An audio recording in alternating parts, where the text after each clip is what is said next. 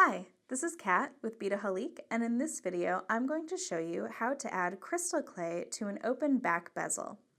Now I have some beautiful bezels here from Nunn Design, and these are from the Winter 2020 collection, so these are going to be really fun to work with because they actually have two different channels. So today I'm only going to be adding it to the single channel there, but you could absolutely do a very cool thing where you're doing some color blocking or some different colors of crystals, so I'm going to talk a little bit about that. So I'm going to be using this particular bezel here, but I want to show you some of the other designs and some of the other styles that you can do. So she has these that are also that double sort of well, and then we also have some little itsy charms here in some fun little shapes for you to work with as well and incorporate into your design. So the other components that I'm going to be using is I'm of course going to be using some crystal clay, and today I'm going to be using that sage green color.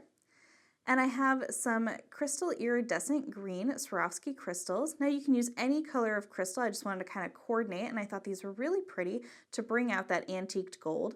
I have a couple of the Swarovski buttons. These are actually sew-on buttons, but we're going to use them as cold connections in our design here.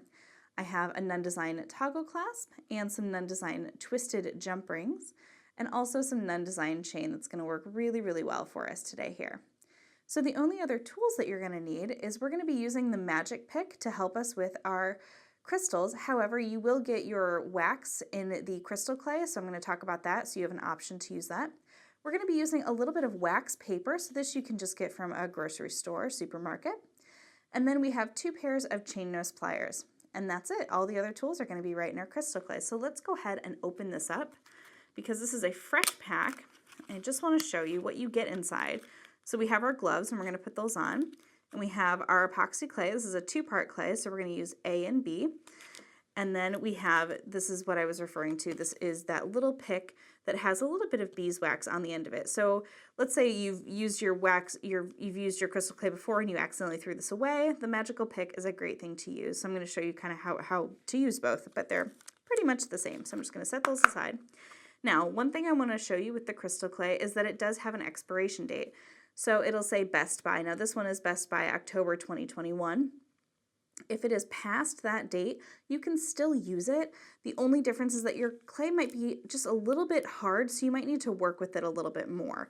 So I'm going to show you kind of what that looks like too. All right, so let's go ahead and set that aside. And if you've worked with crystal clay before, I'm going to go a little fast here, kind of going through the process, but we do have a how to use crystal clay video, and I can provide that link for you above. And I'm just going to unroll my gloves here. Now, if you've used your gloves before, these are sort of a one-time use gloves. You can just use any gloves. Again, it's something that you can get at like a craft store, a supermarket, or anything like that. So we're just going to roll on our gloves. Make sure your work surface is protected. All right. There we go. Perfect. All right, so now we're all set to go. So now I'm going to open this with my gloves on, of course.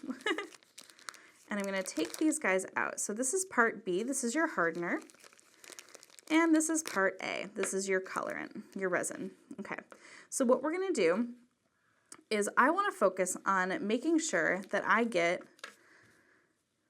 just enough resin, or excuse me, just enough crystal clay to fit into that single little bezel there. So I'm going to take part A, and I'm just going to pinch off just a little bit, probably about the size of a pea. And just go ahead and kind of open this up.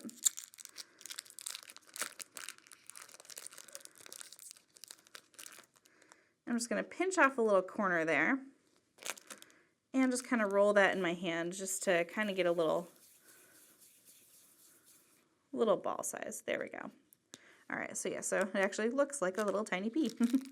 All right, so I'm going to fold that back up. Make sure that you keep it sealed. So I'm actually going to pop that right back in the bag.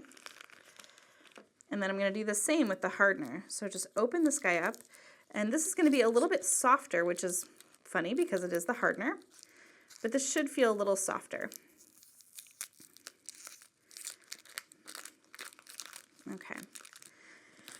And just try to eyeball and pinch off about the same amount. Kind of roll that in your hand. I think I got just a little less there on that one. So now I'm going to hold them side by side. Oh yes, I definitely got less. Okay.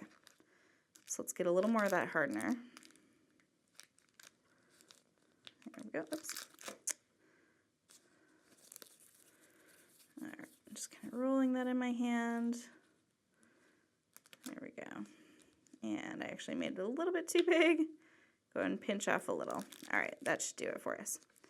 So I'm going to set that down before I really get into my clay, because you have about 30 minutes to work with it before it starts to really harden. So we want to make sure that before we start mixing, we have everything kind of put away here and set aside.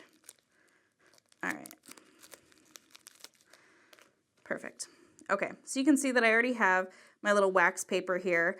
I have not taped this down. Now, if you're doing an open back bezel and you're putting resin in it, we usually recommend using tape on the backside, but because we don't have to worry about spillage, because obviously this is going to be a clay, we can just use a little bit of that wax paper just because we want a nice smooth finish on the back. All right, now this is probably even more clay than I'm gonna need to fill that, so it's always good to have a couple of extra little bezels hanging around for some extra projects that you might wanna do. So what we're going to do now is we are going to smush this together and start just kind of working it in our hands until all of those little striations are gone. So what we're looking for is a complete ball of that little green without any white showing through. So you just kind of work it in your hands just like this. And here's where I get a chance to talk to you about what happens if your crystal clay starts to go bad, if it starts to get really hard. This process here is warming the clay, so it actually will help if your clay has gone bad. You can see how kind of smushy this is. If your clay is not, if it's maybe a little bit crumbly, this process can help kind of revive it a little bit. You can also see that it's getting a little bit lighter, but I just want to take a moment to see, that's what I mean about striations. So you see those that little marbling that's happening there. So it's not quite ready, so we got to keep working with it. But I just want to show you, because we get that question a lot of how do you know when it looks, you know, solid and done. So I'm just kind of folding it over, you know, there's no rhyme or reason to this. Don't worry, you're not adding bubbles or anything. It's not, like I said, it's not like resin in that way. So you can just kind of keep working it. There we go. But yes, if your resin has gone a little crumbly, this can help it because the hardener can kind of help activate it. If it's still crumbly after this step, you might need to toss it and just get some new crystal clay. All right, there we go, almost done.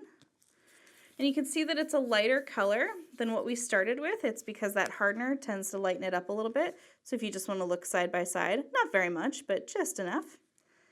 All right, so now I can already tell this is way too much crystal clay for my bezel right there. So what I'm going to do is I'm just going to pinch off a little bit of it. There we go. I'll kind of set that to the side. And kind of roll that into a ball so I can start testing the size. And I even think that might be a little bit too little. This is why you get a nice good half hour to work with it, so don't worry, you have plenty of time. Don't rush. Make sure you get the right amount.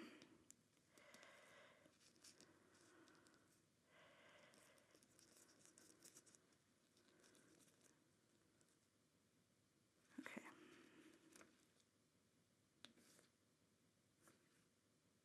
Okay, so now what I'm going to do is I'm just going to kind of place it down there. And the wax paper is going to keep it so that it is still in that space. But what we're looking for is it to be almost kind of flat and flush up against that bezel there. So you can just see that I'm just kind of working it and just kind of patting it down into place. Don't worry that it's a little, you might have some marks from your gloves on it. Don't worry about that. We're just going to kind of keep pressing it in. And I think that's actually good. Has a good style to it. Actually, I can actually kind of peel off a little bit from the sides. You can see it come off there because I want it to get it nice and kind of flat across the top. Because when we add our crystals here, they're going to go into the clay, so it's going to cause it to kind of bubble up a little bit. So I'm actually just scraping a little bit with my nail, just kind of getting that off the top there. All right.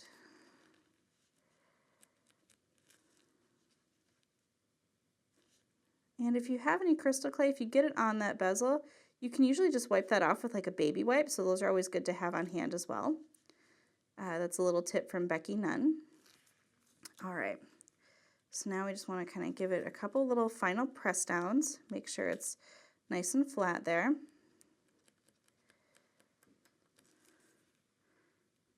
And I'm just going to peel it off the back.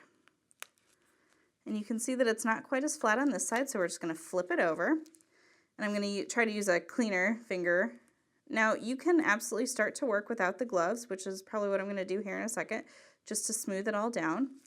But what we want to do is we want to achieve a nice little look on this that's nice and flat.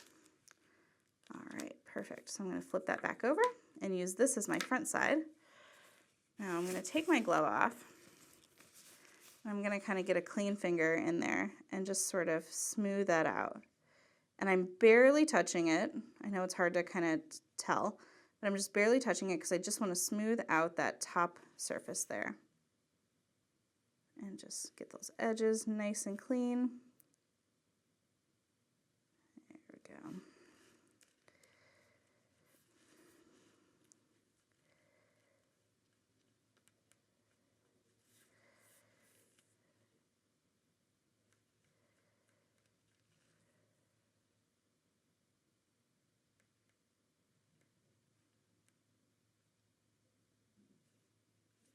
All right, so this is what our piece should look like now. I'm going to take my other glove off as well.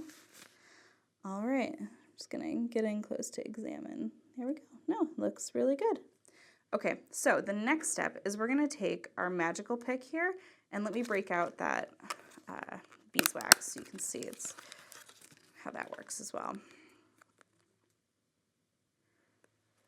Okay.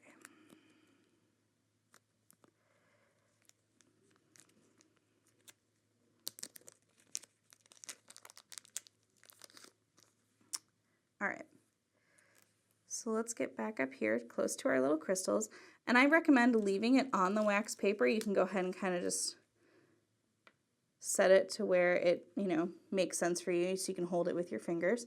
But this little wax tip, it's going to be nice and sticky, so you can start by picking up a little crystal there, and you can pick it up by the top and then just sort of finding where you want to place that into the center. Now I'm going to try to get a lot of crystals in here, but this is the basic step, and you can go all over the place. You can go in concentric circles. I'm going to kind of work my way around here to see how many crystals I can get in around the side, and then I'll sort of assess where I want to go. So that's how that piece works. The magical pick has this extra little guy here. Now this is just Scotch tape, and this is sort of your activator. So all you need to do is just tap that, and it gets it nice and sticky. And you can come in, and it's the same process of just picking up your chaton and bringing it over to your piece. All right, so I'm going to work all the way around and get that piece totally covered in crystals, and I'm going to show you what my final result is. Okay, so I just added my final crystals here. So what I'm doing is I'm just kind of going around and kind of touching on each of them just to push them down into the clay a little bit further. We want to make sure that none of those chatons are poking up, but you can see that I started in like a little concentric pattern, but then as I got closer, I just wanted them to just look really sparkly because I wanted to fill the space. You can choose how you do it, but I'm just sort of adding this in, and you can use this other end to sort of just kind of make sure that they're all nice and nestled in there. And this is why we want to keep it on that wax paper, because we can then peel off that wax paper to make sure that it is still nice and flat on the back. You can, if you wanted to, flip this over and add more crystals to that back part. This is still pliable right now, so if you did want to adjust this at all, you can also add a mica powder or something to the back just to finish that look. I'm going to leave mine as this nice little green because I think it'll be a fun little pop. If you sort of twist it around, it becomes two little pieces. So what I'm going to do to let this dry is I'm actually going to turn it on its side and hope to balance it. So I'm actually going to kind of leave it just like that. Oops. Let's see. Let's see if I can find something better to balance this on. All right. So what we're going to do, so So I'm just going to balance it just like so. Let it dry in a nice position. Again, this is not quite like resin where we have to worry about it spilling or sliding or anything like that, but I just don't want it to dry on that wax paper because I don't want to have to try to deal with peeling that off a little bit later. So I'm going to let this dry fully, and then when I come back, I'm going to show you how to construct a necklace using our finished pendant. Okay, so I've let my piece dry for 24 hours, so I'm going to remove it. And this is what our finished piece looks like. I have those beautiful PP14 Chatons in there, and they just sparkle so lovely. And you do see a little bit of that green pop through, but it really becomes nice and glittery and gold.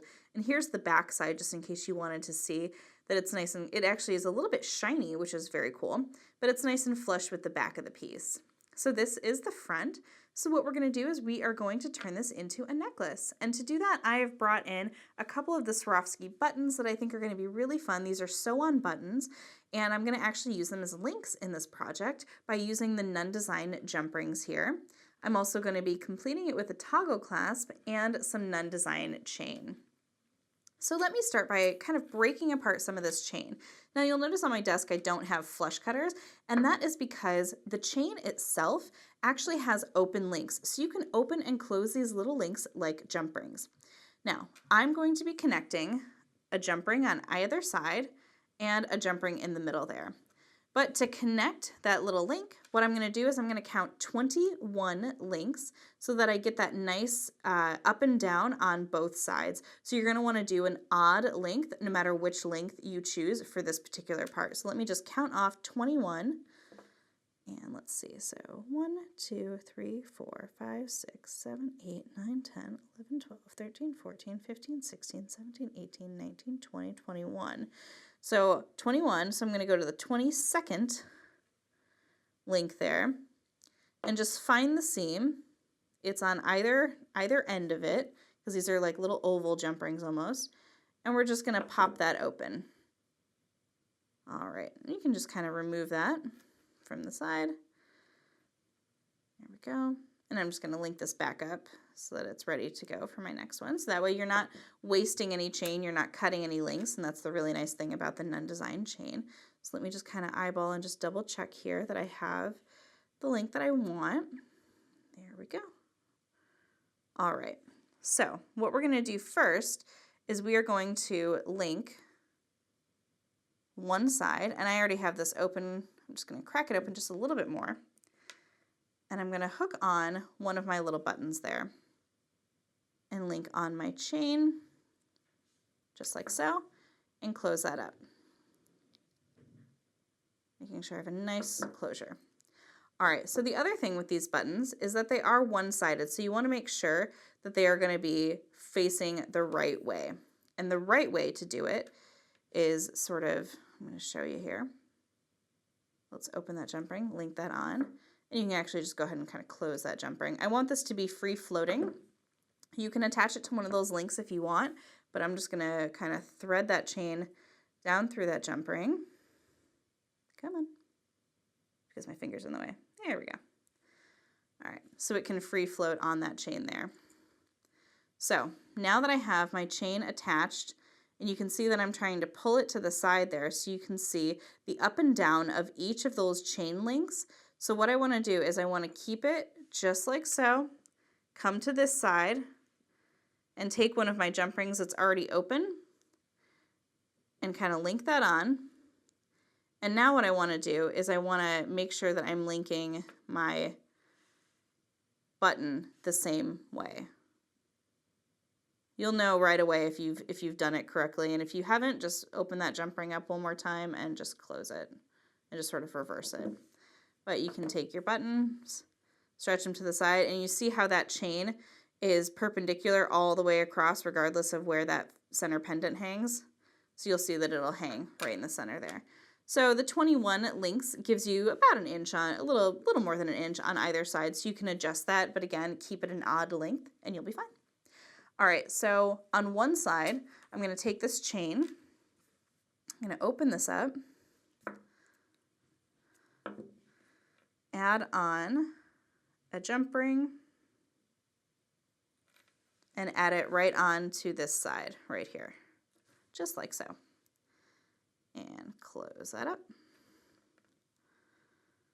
All right, and then pretending I'm coming all the way around here to the other side, I'm going to do a little bit of a different thing here. So we're going to take that jump ring, again, little gentle twist to get it nice and open. Go ahead and attach it to the chain. Don't worry about whether it's twisted or not, because that won't matter for this part right here. Slip it onto our button. And now we're going to close that up. You always want to make sure that you have a really good closure. Sometimes I tend to overshoot and then let it fall into place just like so. Okay, so you have a couple of options here.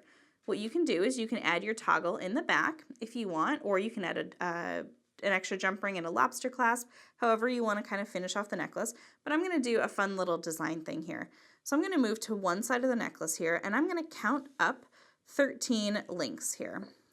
So 1, 2, 3, 4, 5, 6, 7, 8, 9, 10, 11, 12, 13. And on the 14th link here, I'm going to come and I'm just going to find that seam again. It's on this side. I'm going to open it up, slip off the chain, and I'm just going to close it. So now to this side, this is where you're going to want to be aware of that chain again. So onto one side here, let me grab another jump ring. Give it a little gentle twist to open it up. Slip it on, and we're going to slip on our bar. And close that up. And now on this side, go ahead and open up that jump ring, slide on, and the best way to do this is to just kind of put it on and then we'll see if it's the right way, but these are both sort of 360 elements here, so I'm just going to kind of separate out my chain there, just make sure I've got it going the right way and twisted the right way before we close our necklace.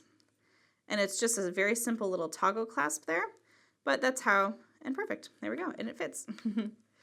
So that is the necklace there, but it just adds a little bit more of an element to the front piece. Now you can adjust where all these pieces are on the necklace. You'll have some extra jump rings as well. So if you need to add length, or you want to lengthen a part or add jump rings here, you're more than welcome to do that. You can add jump rings down here, make it a little bit more of a Y necklace. But that is the little necklace there, and you can have a lot of fun creating really cool pieces with the crystal clay and some Chatons. You can also, if you want to take it up a notch, you can add resin to the open well there, you can add resin to the small one. It's entirely up to you, but that is how you can add crystal clay to an open back bezel and create a necklace. Thanks so much for watching. You can get all of these supplies and tools over at Beadaholique.com, and if you're new here to our YouTube channel, be sure to hit that subscribe button below.